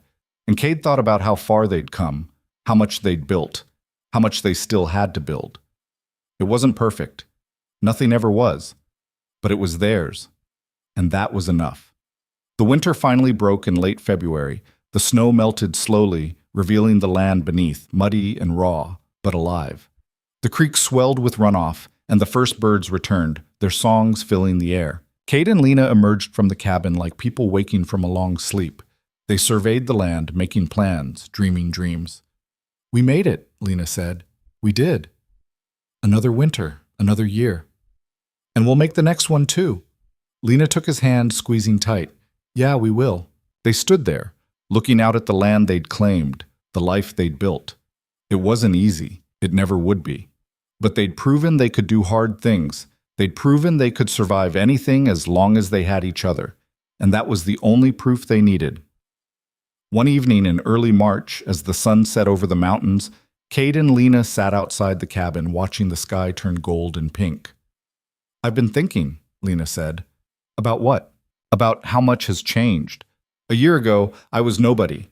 Just a woman trapped in a life I didn't choose, too scared to leave. And now?" She trailed off, shaking her head. "Now I'm someone. I have a home. I have purpose. I have you." Cade looked at her, saw the strength in her face, the confidence, saw the woman she'd become. "You were always someone," he said. "You just needed the chance to see it." Lena smiled. "Maybe, but you gave me that chance, and I'm never going to forget that. You don't have to thank me." "I'm not thanking you. I'm acknowledging you. There's a difference." Cade nodded, understanding. "All right." They sat in silence for a while, watching the stars come out.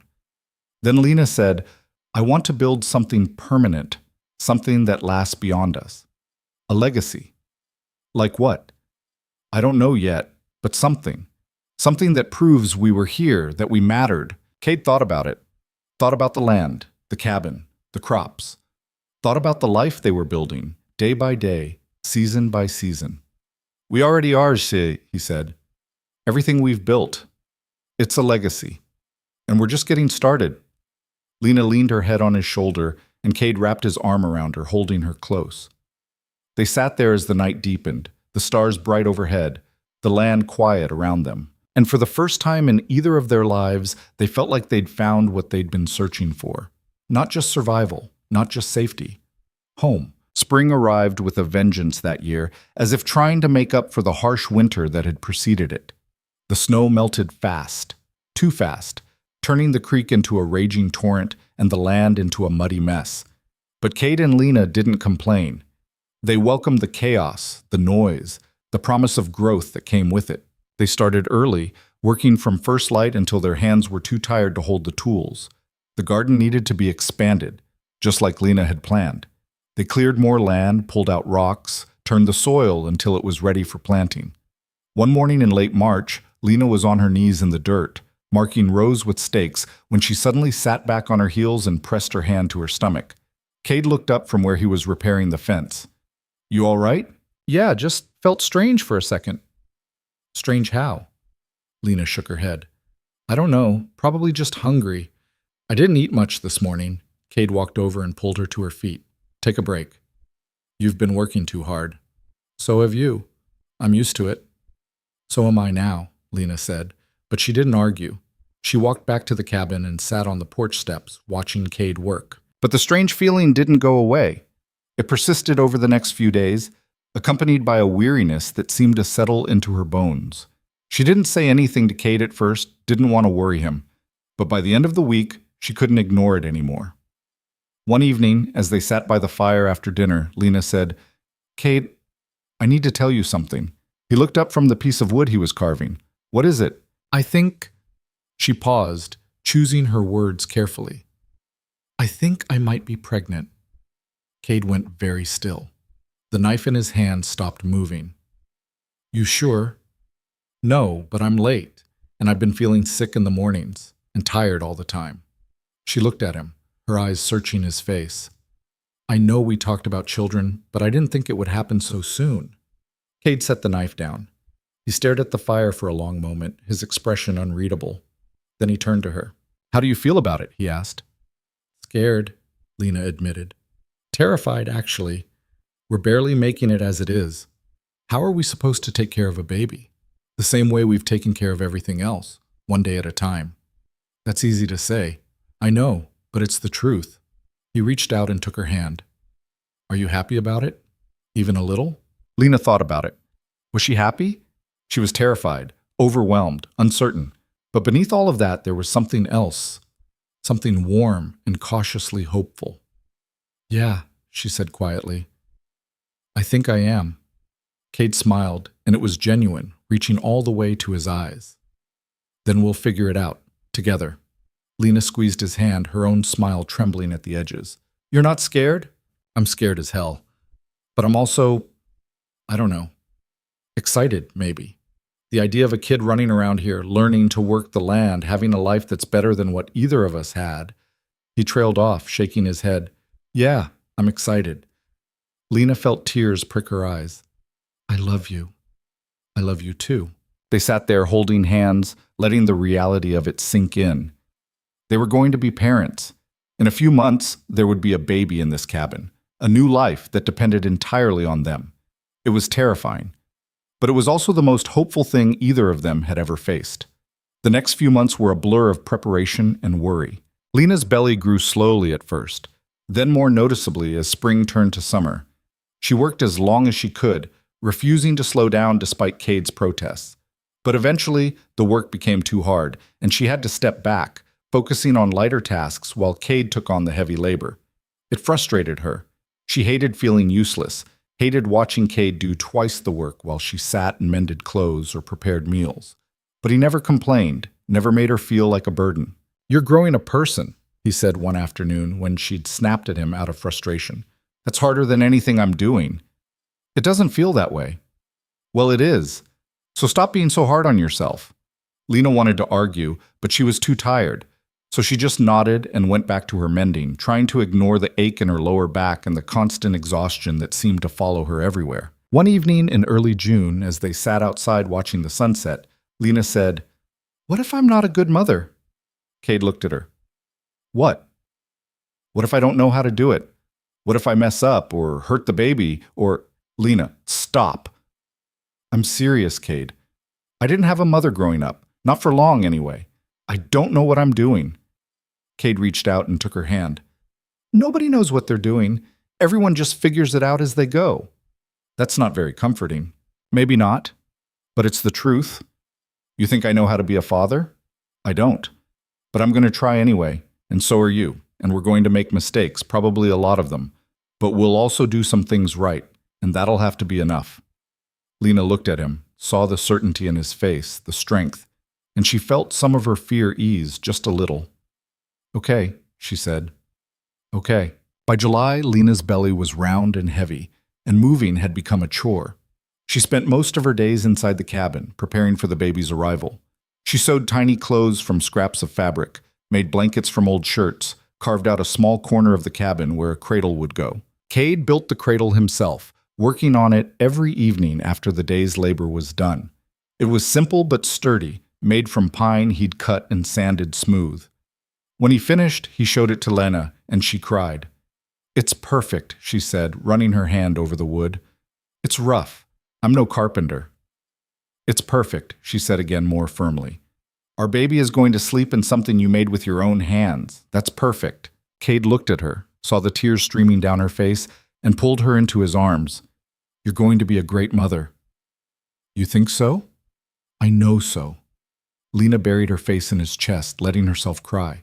She was scared, more scared than she'd ever been, but she was also hopeful, and that was something.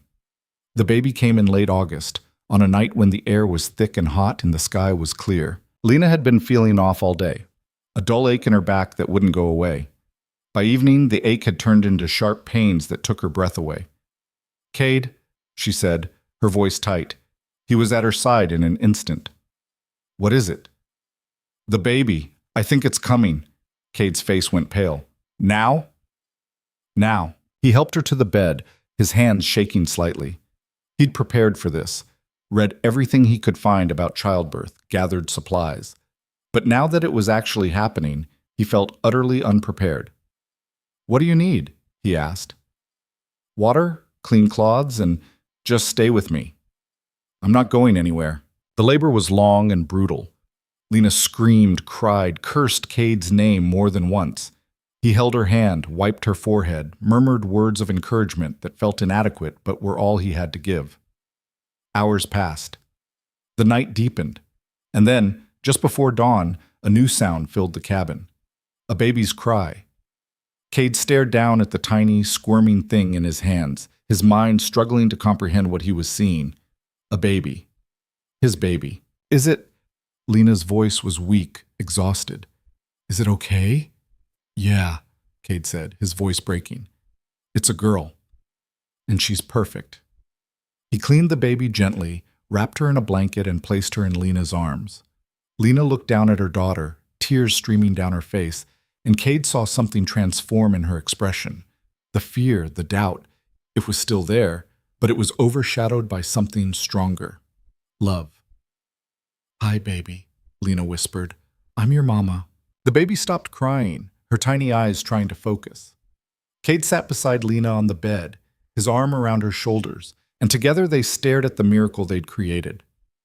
What do we name her? Lena asked. Cade thought about it, thought about his sister, about the life she'd never gotten to live. Clara, he said. After my sister. Lena looked up at him, her eyes soft. Clara. I like that. Yeah? Yeah. They sat there as the sun rose, bathing the cabin in golden light, their daughter sleeping peacefully between them. And Cade thought that maybe, just maybe, they were going to be okay. The first few weeks with Clara were the hardest thing either of them had ever done. The baby cried constantly, it seemed, and neither Cade nor Lena could figure out what she wanted half the time. They took turns walking her around the cabin at night, bouncing her, singing to her, trying everything they could think of to soothe her. Lena was exhausted, her body still recovering from the birth, her mind foggy from lack of sleep. Cade picked up the slack, doing all the heavy work himself, trying to keep the homestead running while also helping with the baby. One night, about 3 weeks after Clara was born, Lena broke down completely. She was sitting in the rocking chair trying to nurse Clara, but the baby wouldn't latch. She kept crying, her tiny face red and scrunched, and Lena just stared at her, tears streaming down her own face. "I can't do this," she said. "I can't. I don't know what she wants. I don't know how to help her." Cade took the baby gently from her arms and walked her around the cabin, bouncing her lightly.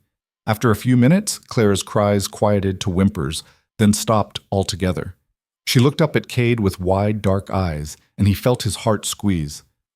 "You're doing fine," he said to Lena. "You're exhausted, and you're scared, but you're doing fine." "It doesn't feel like it." "I know, but you are.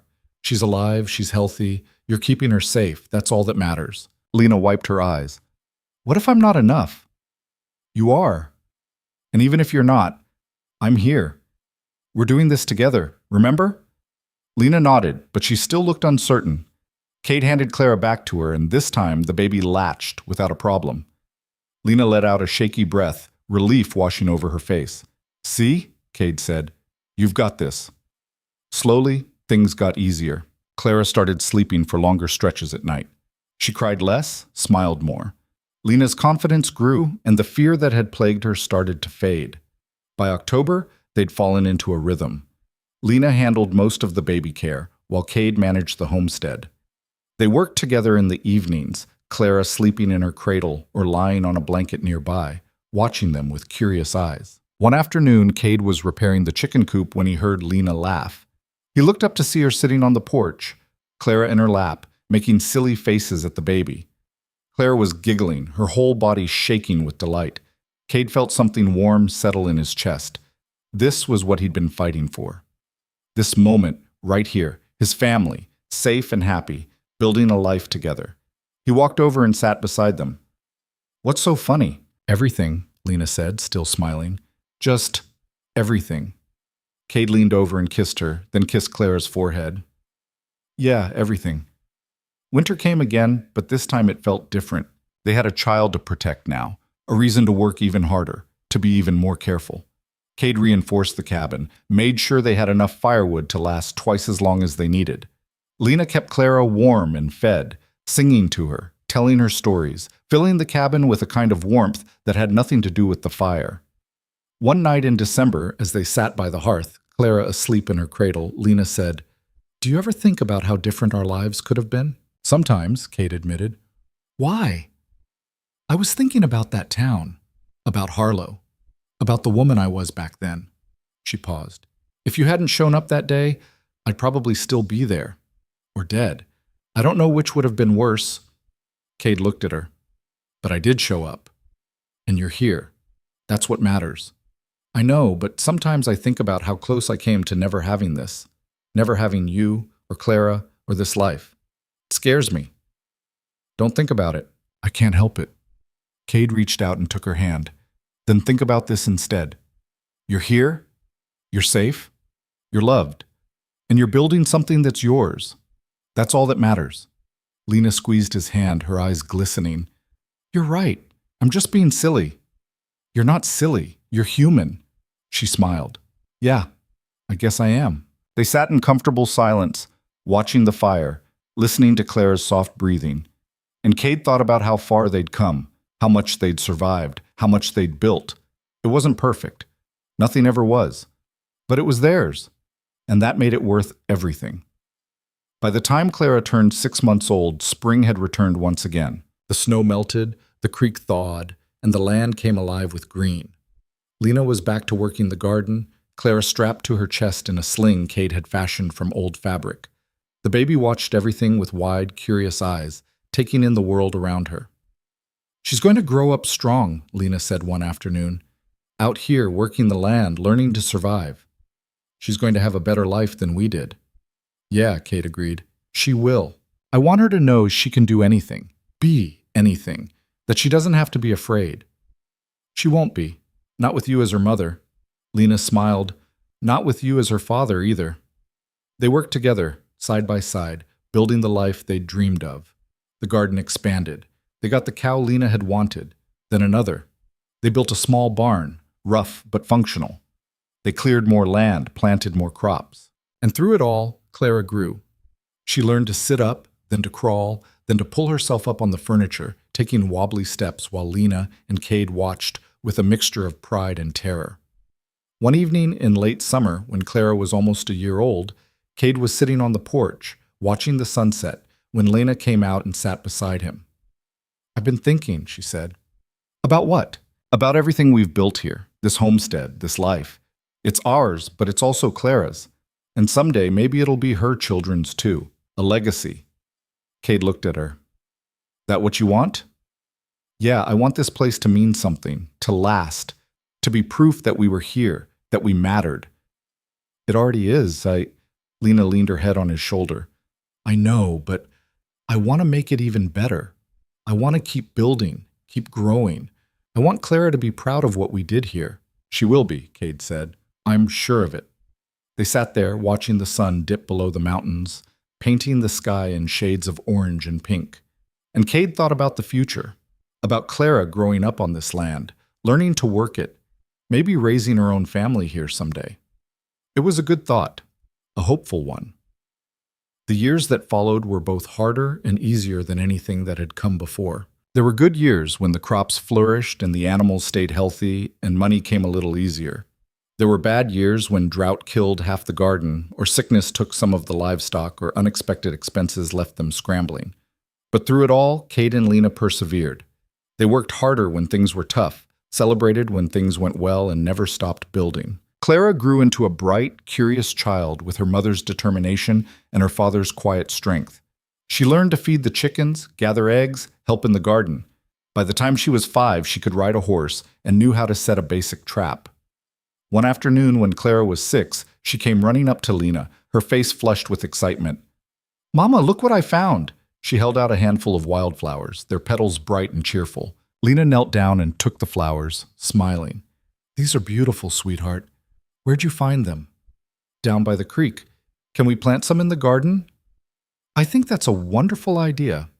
They planted the flowers together, Clara's small hands digging in the dirt, her face serious with concentration. Lena watched her, feeling her heart swell with love and pride. This was what she'd fought for.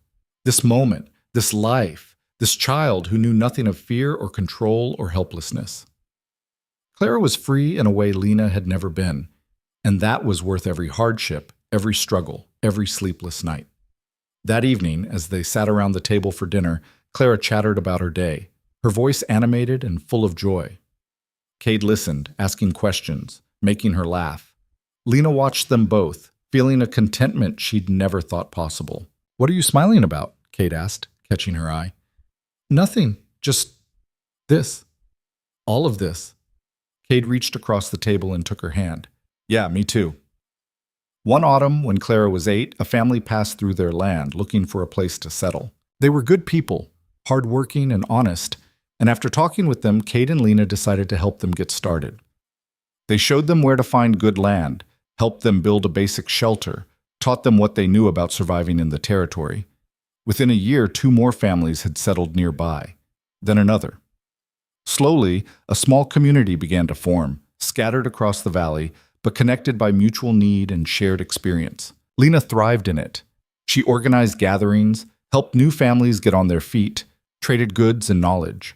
She became someone people looked to for advice, for support, for leadership.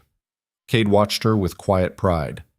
The scared woman he'd met in that nameless town was gone, replaced by someone confident, capable, strong, someone who'd claimed her power and wasn't afraid to use it. One evening, after a gathering at their homestead, Cade and Lena sat on the porch, watching the last of the neighbors ride away. "You did good today," Cade said. "So did you." "I just stood around. You were the one organizing everything?" Lena smiled. "We make a good team." "Yeah, we do." She leaned against him and he wrapped his arm around her shoulders. "I never thought I'd have this, you know. A community, friends, people who respect me." "You earned it, maybe, but I couldn't have done it without you." Cade kissed the top of her head. "Yeah, you could have. You're stronger than you think." Lena looked up at him. "I'm strong because you helped me see that I could be. You gave me the chance to find out who I really was, and I'll never forget that." Cade didn't know what to say, so he just held her tighter. They sat there as the stars came out, the land quiet around them, their daughter sleeping peacefully inside. And Cade thought about how much had changed since that day. He'd ridden into a dust-choked settlement and seen a woman with bruises on her arms and fear in her eyes. He thought about all the choices they'd made, all the hardships they'd endured, all the moments of joy and pain and everything in between. And he thought about the life they'd built together. Not perfect, but real. Not easy, but theirs. It had been worth it. Every single moment. By the time Clara was 10, the community had grown large enough to need a school. Lena took charge of building it, organizing the effort, making sure every family contributed what they could. When it was finished, she became the teacher, passing on everything she knew to the children of the valley. Cade watched her teach one afternoon, standing in the doorway of the schoolhouse, listening to her explain reading and arithmetic with patience and clarity. Clara sat in the front row, her eyes bright with attention.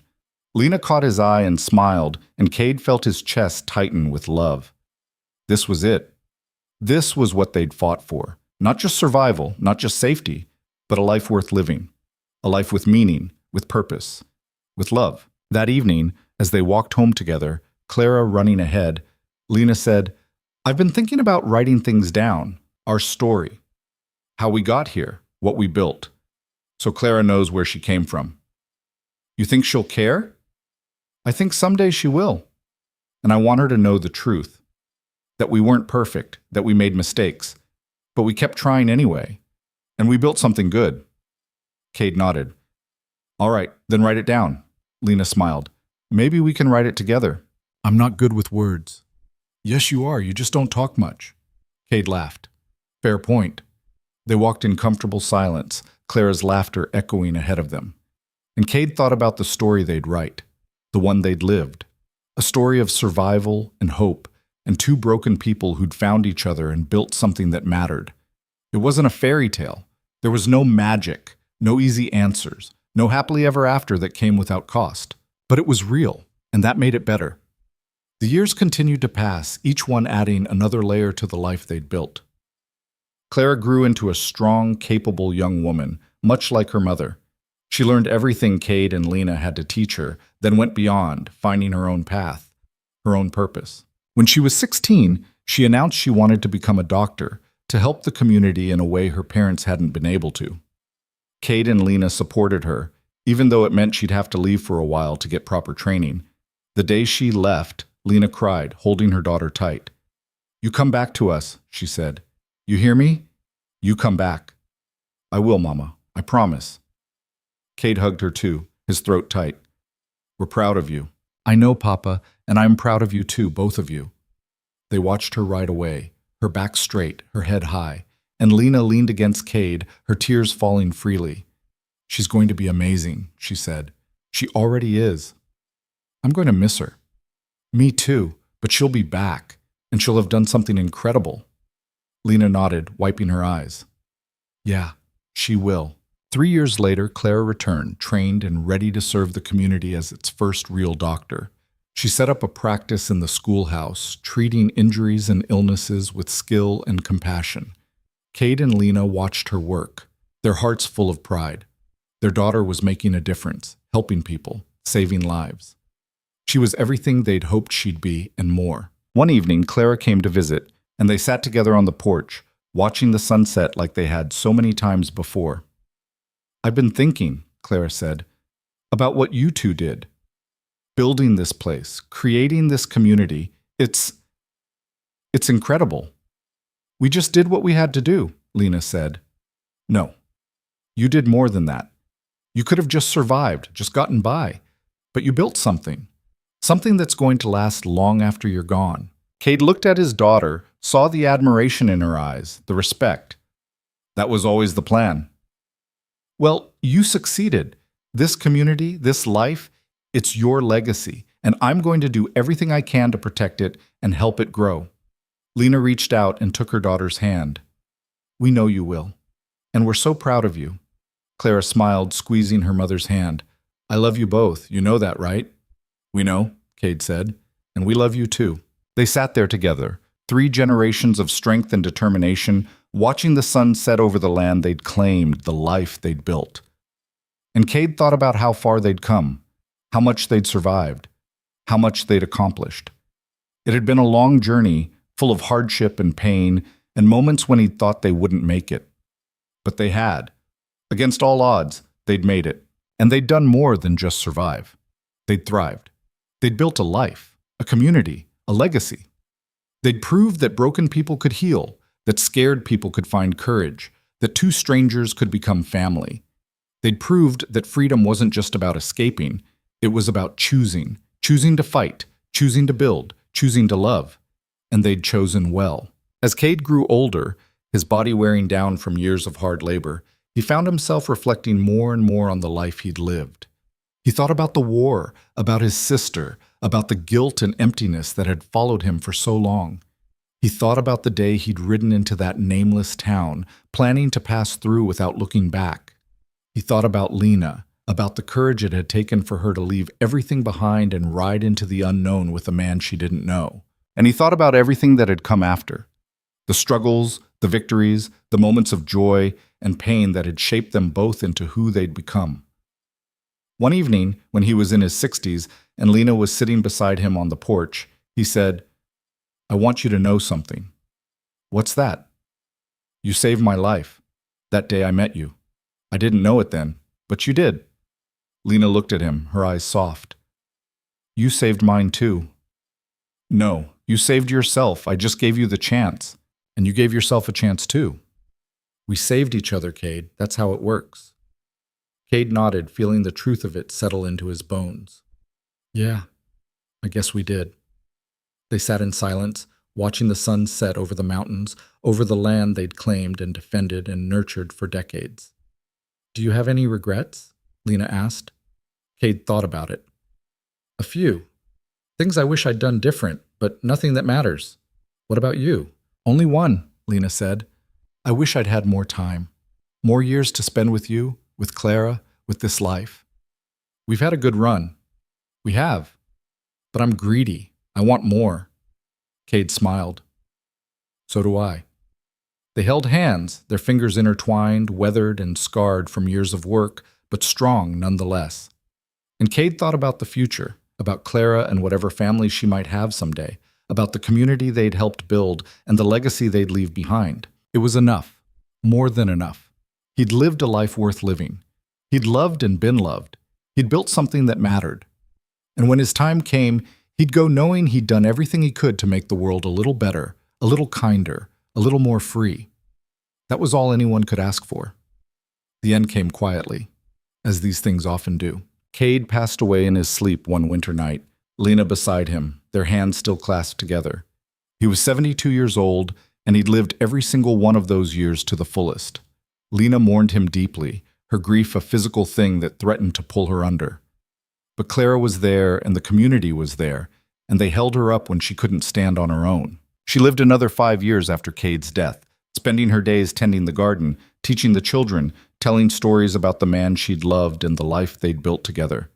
When she finally joined him, she was buried beside him on the hill overlooking the valley, under the shade of the trees they'd planted together decades before. Clara stood at her mother's grave, tears streaming down her face, and thought about everything her parents had taught her, about courage, about perseverance, about love. "Thank you," she whispered, "for everything." She placed wildflowers on both graves, the same kind her mother had planted in the garden all those years ago. Then she walked back down the hill toward the community her parents had helped build, ready to carry on their legacy. Because that's what you did when you loved someone. You carried them forward. You honored their memory by living the kind of life they'd taught you to live. A life of courage, a life of purpose, a life of freedom. And as Clara walked away, the sun setting behind her, she knew her parents were watching, not from some distant heaven, but from the land itself, from every tree they'd planted, every crop they'd grown, every life they'd touched. They were there. They always would be. And their legacy would endure, passed down through generations, a testament to what two broken people could build when they chose to fight for something better. It wasn't a perfect story, but it was a true one. And in the end, that was all that mattered.